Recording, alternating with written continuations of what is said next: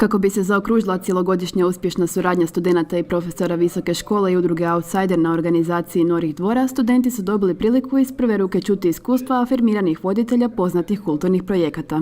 Voditelj Aplauz teatra, jedan od organizatora In Music festivala, dugogodišnja ravnateljica Muzeja Hrvatskog Zagorja i ravnatelj kazališta Zorin dom svakako su osobe od kojih su studenti mogli dobiti vrlo korisne informacije. Užasno je važno da znate kome se obraćate i da znate s čime mu se obraćate. Vi morate imati nešto što je barem malo drukčije od onog što nudi vaša konkurencija. Festivala je puno, koncerata je puno. Naravno, osim toga, užasno je važno da imate potporu lokalne samouprave, ako možete i više od toga, recimo države. I onda kad sve to imate posloženo, onda vam treba recimo jedan kulturni menadžer koji će vam sve to posložiti u jednu pametnu strategiju kako biste mogli doći do prijeko potrebnih financija. Jer nažalost bez toga se ostaje na jednoj razini koja može zadovoljiti godinu prvu ili drugu, ali više od toga ne. Ova godina je stvarno dobro uspjela, predavanje je savršeno, sljedeće godine opet. Mislim da ćemo ove godine i u početak sljedeće godine imati još neko predavanje sa visokom školom, jer evo i dobili smo povratne informacije da stvarno da i sama škola i sami studenti jako zadovoljni s nama.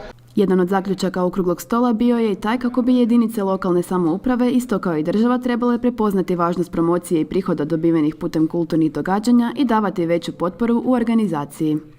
Kao predavač, ali i dogradonačelnik Zaprešića, Alen Labus istaknuo je da su u gradu itekako svjesni te činjenice. Pa ja mislim da je grad Zaprešić samim tim što gotovo 50% sredstava ukupnog, dakle, proračuna grada namjenjuje društvenim potrebama, od toga jedan značajan dio projektima u kulturi spada među one gradove u Republici Hrvatskoj koji su razumjeli važnost kulture. To još uvijek nije dovoljno. Mi imamo velik broj udruga u kulturi, što tradicijskoj, što van institucionalnoj, što institucionalnoj.